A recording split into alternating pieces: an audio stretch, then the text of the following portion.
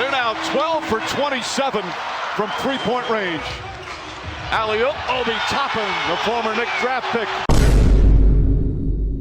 And the Knicks are going to win this one 121-91 and are a win away from the Eastern Conference Finals. Games 4 and Games 5 of the Knicks vs. Pacers. 2 separate games and 2 separate blowouts. Coming off of a very stellar and quite interesting regular season, the NBA playoffs have delivered excitement and unpredictability. However, a glaring issue has emerged. When you look at both conferences in the NBA, one stands a little bit more tall than the other. The discrepancy between the West and the East is very obvious. The Western Conference has drawn way more attention in the playoffs than the East, as this graph shows the obvious discrepancy between the two conferences. It shows every single team in the NBA and their record versus the opposite conference. So the West team's win-loss record versus every time they played a team in the East, and vice versa. At the bottom are the Pistons and the Wizards, with horrible records versus the West. Towards the middle are the Jazz and the Bucks.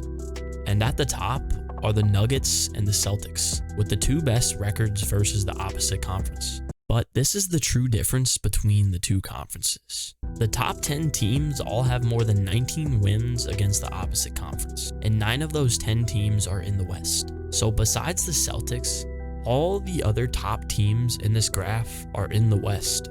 This just shows the obvious disconnection between the two conferences, and it doesn't stop there.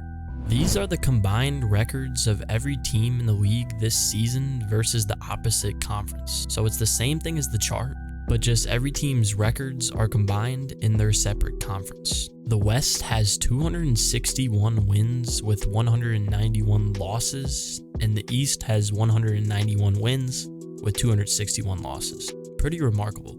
Amid these staggering stats, one team stands out in their conference. The Boston Celtics have absolutely dominated the East with a record of 64-18. And over the years, they have been consistently making runs in the playoffs. And this year seems to be like the same situation all over again. But it seems like this year, the Boston Celtics have had one of the easiest runs to the Eastern Conference Finals and maybe even the finals of all time. And surprisingly enough, their top player hasn't even been playing as good as people thought he would. Jason Tatum has been averaging 24 points, 10 rebounds, and 5 assists on 42% from the field and 26% from 3. He obviously has not been the most efficient player in the playoffs, but his team is still winning.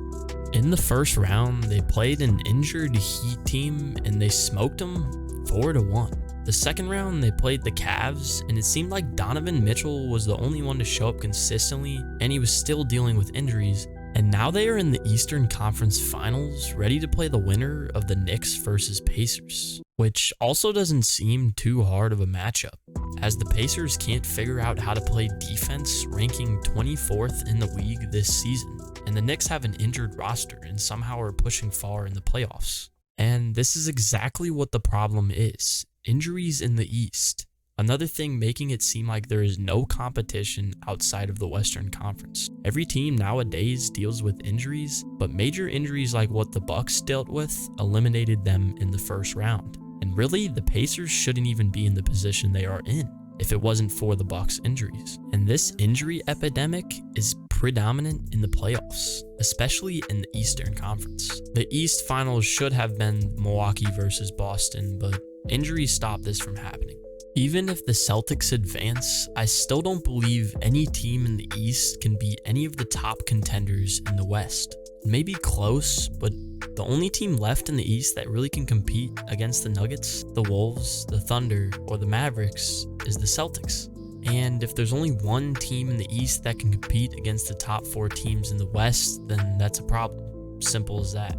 But the discrepancy between the East and the West is not anything new in the NBA. This has been talked about for the longest time throughout the years. The West being better than the East is no new argument. It has been back and forth over recent years, but this season has been dominant by the West, and this is completely normal.